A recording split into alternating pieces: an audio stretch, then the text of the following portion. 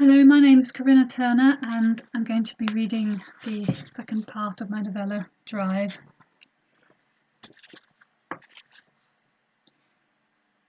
It's a 3-hour drive to Exception, and we have to fight the urge to relax, especially once we're on the main highway, and we can be fairly sure the signs will update to warn us of any potentially hazardous saw activity nearby. You don't relax when unsparked. You just don't. Well, some people do, and occasionally they live just long enough to regret it. My mind keeps trying to drift back to the subject of Carol and Dad. No, I didn't meet her just this last run, Dad confessed in response to our incredulous questioning. And I'm sorry I didn't mention her any sooner, all right, but quite frankly, well, I just didn't believe I had a chance with her. That she could, care for me enough to make up for the whole, living out city thing. And then when I was in city this month, we went to this park and the moment was just there, so I asked her. And when she said yes, well, it trailed off, looking slightly embarrassed. Yes, he really had been terrified she would change her mind. That blank was easy enough to fill in. I know I should have come home and told you properly and arranged for you to be in the wedding, Dad conceded, decidedly shamefaced. I know I owe you a big apology. But I really am sure you'll love Carol when you get to know her. I mean, I know she's interested in a lot of different things than we are, but she has a heart of gold. You'll see. Every night since his bombshell, I've prayed he's right. I pull my mind back to the passing landscape. But as time wears on, the most exciting thing that happens is the symbol for stegosaurs flashing up, along with the generic low-level advice, watch. The speed limit remains unchanged. There, says Harry, pointing. The stegs are grazing so peacefully, leathery hide glistening golden in the morning light. One almost wonders why they bothered putting up an alert. But if over 3 tons of spiked and armoured stegosaur wanders into the road, it'll be a hazard all right. And it's a large herd, which raises the risk. And if something spooked them. So, obediently we watch, until the grazers fall behind. It's always exciting going in city, but kind of claustrophobic as well. The city fence is so mind-bogglingly massive, all 4 layers of it. I can't help looking out for the elite soldier technicians of the Spark Brigade, as the Fence Maintenance and Defence Corps is more commonly known. They're there on patrol with their snazzy black uniforms with the yellow zigzag logo, stylized electricity, or SPARK. What's it an acronym for? Goes the conversation with non-English speaking tourists. It's not. Then why is it capitalized? Because it's so blinking important. Is it just? One fit young Sparky sees me looking and gives me a salute-like nod, as though to say, I'm keeping you safe, little girl. But then he winks at me. I sit back in my seat, my cheeks burning. I guess I'm really not a little girl anymore. I'm going to be a Sparky when I'm older, pipes up Harry as usual, almost sighing with longing. I doubt it, says Dad, accepting his pass back from the rather less glamorous inspection official in the gate booth and driving on. Why not? Demands Harry. Because your latest math scores are nowhere near good enough. I reckon they could be, but they aren't at the moment. Fact. That shuts Harry up. We all know he's been slacking at his Tute app since Dad dropped his bombshell. Despite his silence, Harry looks kind of pleased. I guess he's happy Dad's still paying attention. I know how he feels. I keep worrying Carol's going to steal Dad from us. But Dad's a great judge of character. At least, he always has been before. Despite everything, soon we're both staring avidly at the sights as we go deeper into the city. It's not so much the sleek, fashionable buildings and the glitzy shops, as much as the sheer, incomprehensible safety of this place.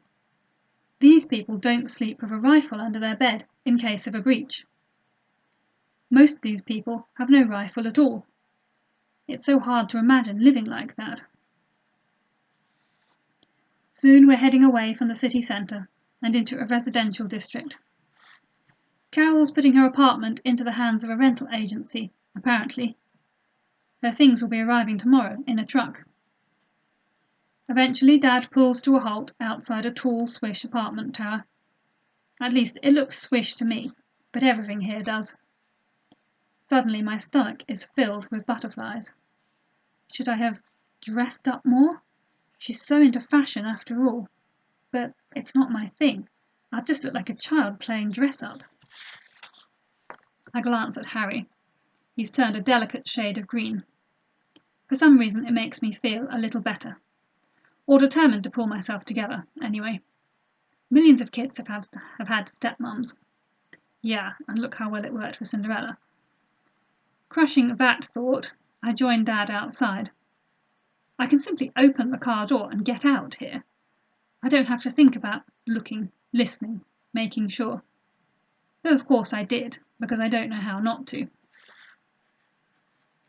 While we're still waiting for Harry, the door to the apartment block opens, and the living version of the manicured photograph emerges. "William, darling!" She approaches my dad with what certainly seems to be genuine enthusiasm, and they share a lip-to-lip kiss. I try not to look, and turn to see if Harry's got out yet. Harry's frozen with one leg in and one out of the truck, wearing a look of horror, as though it's only just occurred to him that kissing is going to be involved. Carol's dressed in an elegant outfit of cream slacks and a loose amber-coloured blouse with comparatively flat shoes, so I guess she's made a real effort to dress sensibly for the journey. Though if it comes to leaving the vehicle, we will be in the deepest doo-doo imaginable, and thankfully it's so unlikely it's not worth worrying about. Carol has unglued herself from Dad and is turning towards us with something that hovers between further enthusiasm and nerves. "Oh!" she exclaims as her eyes fall on me. They dart up and down, horrified by my practical denim jacket, jeans, and country-style tunic.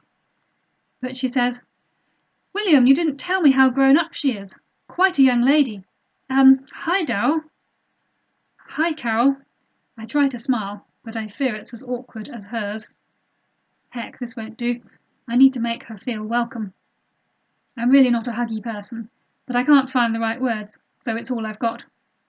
I step forward and manage a reasonably sincere embrace. This is the person who is making my father so happy, after all. As we disengage, finally a few more words come. "I'm really looking forward to getting to know you." Carol looks so relieved, I warm to her a bit more, and Dad grins, looking delighted. Me too," chokes Harry, who's finally made it around the car. Bravely he advances for one very awkward hug, then manages to smile. "I'm, Harry." "Of course you are. William talks about you so much. You're quite a young man yourself, aren't you?" Harry goes red, clearly unable to say anything else in the face of the glamorous new stepmom, so Dad steps in. "How are you doing, Carol? Are you all ready to go, or do you need a little longer?" Carol swallows, her eyes darting to the truck. She really is nervous about going out Spark. No, I'm all ready.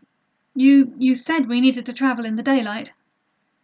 "Well, it's preferable," says Dad lightly. "We had a quiet run here, didn't we, kids? Saw the most beautiful herd of stegs. They're herbivores," he adds hastily, at the look on Carol's face. "Very, very gentle." Not if they think you're threatening them, I can't help thinking. They don't have that spiked tail for decoration.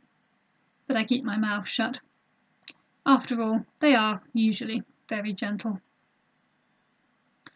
Dad goes up with Carol to get the few things she's bringing today, while Harry and I open the boot and shove tools and emergency equipment to one side to clear some space. Soon we're loaded up and getting back in. Dad's put his gun next to the handbrake, as usual, and Carol eyes it as though it might bite her. But she does her seatbelt up and sits tensely, though we haven't even left the city yet. Who's this guy?" she quavers, as Dad pulls away, indicating St. Des. That's St. Desmond, says Harry eagerly, finding his voice. Patron saint of people who live out city. He was one crazy dude, but a really holy crazy dude. Carol looks perplexed. Why was he crazy? Because he lived unsparked in a cave in raptor country. Carol looks like she might faint. He what? Yeah, he was a hermit, says Dad. Lived like that for 20 years, then just dropped dead one day from an undiagnosed illness. In all that time, the raptors never ate him, which is generally considered to be a miracle. I think the next best is, less than a month, I put in. I mean, for living not just unsparked, but also without any form of human-made dwelling or vehicle for protection. There's just no earthly explanation for how St. Des stayed alive so long. He's cool, says Harry. From the look on Carol's face, cool isn't the word she'd choose. When we reach the fence, Carol actually turns pale, her eyes wide as she stares through the mesh. I can't help asking, "Is this your first time out, Spark, Carol?" "Yes." Her voice catches in her throat slightly. "Well, I mean, I've gone to other cities often enough, but always on the bullet train. That's safer." Harry snorts at that. "People don't get eaten very often on trains," he points out, "but the trains are always colliding with big saws. Have you actually checked the figures? And what about that train that managed to derail so badly half the passengers did get eaten?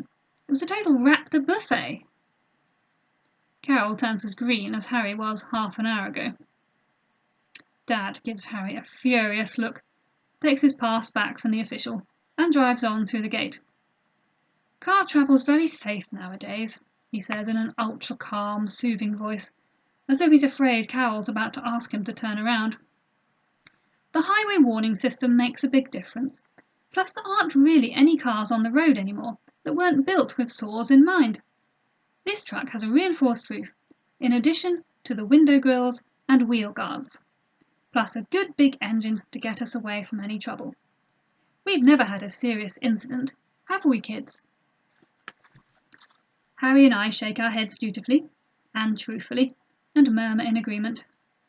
I hope Harry doesn't decide to mention all the, as far as we're concerned, non-incidents where raptors have tugged on our grills when we've had to stop for some reason, or T-Rexes have stomped past us.